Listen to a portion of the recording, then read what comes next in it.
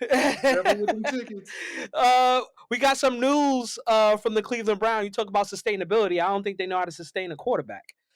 Being able to take Dylan Gabriel, their third round pick, and now making him the starting quarterback of the Cleveland Browns. Joe Flacco is going to be the backup, and then Shadeur. I don't know how you become the backup when you just got demoted from starter, but Shadeur is now the third string quarterback.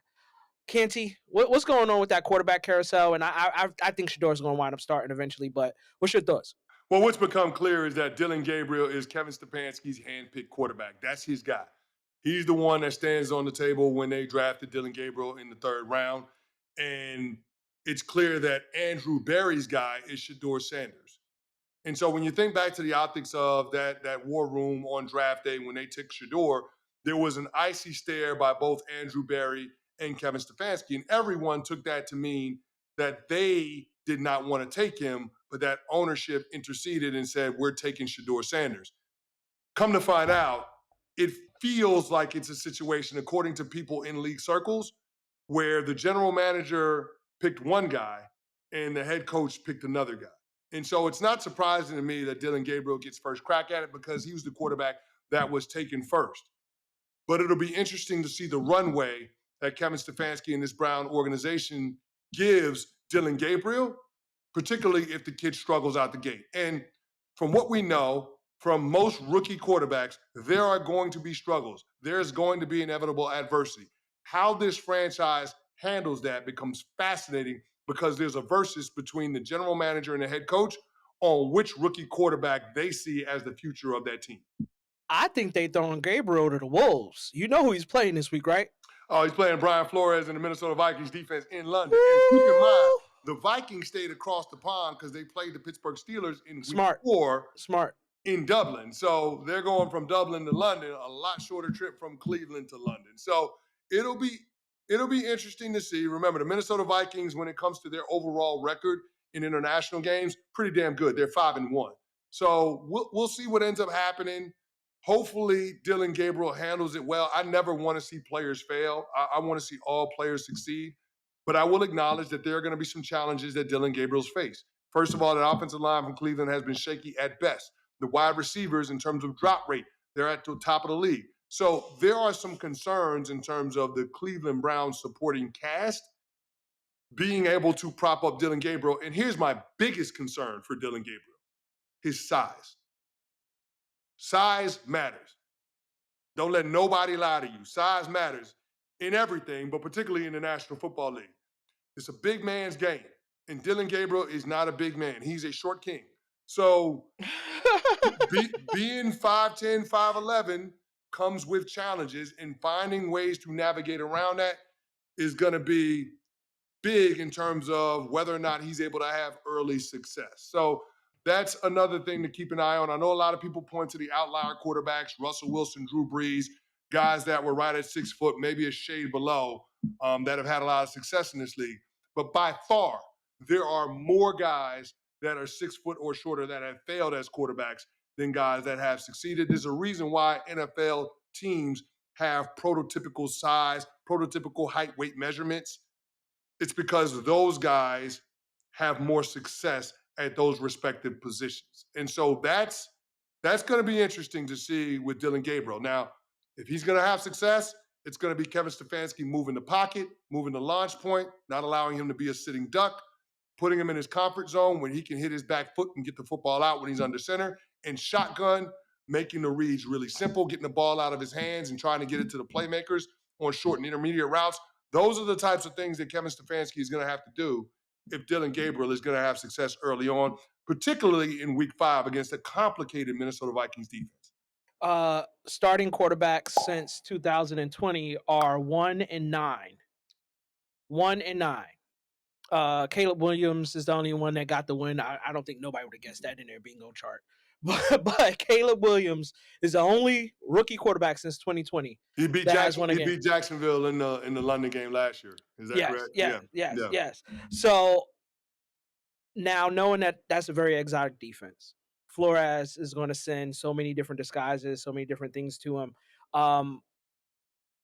Do you think this will be a game that's going to maybe move the needle more to Shador, or is this going to be a game? Knowing he's handpicked, when you're handpicked, you're going to get a lot more love. You're going to get a lot more leeway, a lot more Yeah, rope. yeah, yeah. Here's what I'll say. Shador being buried on the depth chart, third string, doesn't surprise me.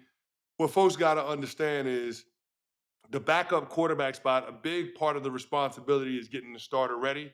And I think at this stage in their careers, Joe Flacco is more equipped to do that than Shadeur Sanders. And then the backup quarterback is one hit away from going in the game. Yeah. So between Shadeur Sanders and Joe Flacco, without receiving the lion's share of the first team reps throughout the course of the week in terms of practice, who do you think is more equipped to go in the game and have success if they haven't had a ton of reps with the game plan in practice in the week leading up? Joe Flacco or Shadeur Sanders? I would put my money on Joe Flacco because of experience. So I think that's the thing that people have to understand. There's a reason why he's still third on the depth chart, and it has nothing to do with his ability or lack thereof to play the position. I think it has everything to do with the circumstances. It's a different thing to give a young quarterback all of the reps in practice leading up to the game, to familiarize themselves with the game plan, to get comfortable with it, to be able to go to the coaching staff to tell them what they like, what they don't like, so they can curate the call sheet, all of those things. If you're a young quarterback and you're in that number 2 role and you're thrust into duty and you've got to rock with a call sheet that wasn't tailor-made to you on a game Mm-hmm. day against a Brian Flores-led defense, that's not setting you up for success either. So I understand why Shador is not the number 2 quarterback. Now, that said, I don't know what the runway is for Dylan Gabriel. I'd imagine that they give him at least 4 games to show what he is or what he ain't before they turn it over to another quarterback. So remember, the bye week for the Cleveland Browns is in week 9. So it Mm-hmm. times out perfectly to give Dylan Gabriel 4 games, and then the organization can pivot. So at that point, if Dylan Gabriel hasn't shown well, the team can turn to Shadeur Sanders. There's always Joe Flacco. And I think the wild card in all of this is Deshaun Watson. Because based on Mm. reports from Mary Kay Cabot, who has the Cleveland Browns beat for the local paper there, who is in the know, the Cleveland Browns have not closed the door on Deshaun Watson playing quarterback for them later on this year when he's healthy. Now, I don't anticipate that to be in the first half of the season. I think that's a second half of the season. Keep an eye on it. But that's Yep. one thing that we also have to be aware of, that the Cleveland Browns have left open the possibility that Deshaun Watson can play for them this year. Now, what I will say is I totally forgot Deshaun Watson was on that team. Yeah, most Like, people did. Most people outside of did. him pouting on the sidelines, I'm like, Yeah. I thought he was home chilling, just Yeah, listen, collecting checks. I thought it was a wrap when the owner said we made a mistake with Deshaun Watson, but then you hear reports that the owner, Jimmy Haslam from the Cleveland Browns, attended Deshaun Watson's wedding this offseason. Oh, that's love. So yeah, so when somebody shows up to your wedding, especially a billionaire owner of an NFL team, you know that they don't have to do that. So the fact that he did No. do that says something about how he feels about him. So I don't think that the Mhm. Browns as an organization had completely closed the door on that. But the reality is this: Cleveland is in a position this year where they need to see exactly what they have in their quarterback room from all involved so they can make an informed decision about their quarterback plan moving forward in the 2026 offseason, where they have 2 first-round picks. So I think that's Cleveland's approach. That's what they should do.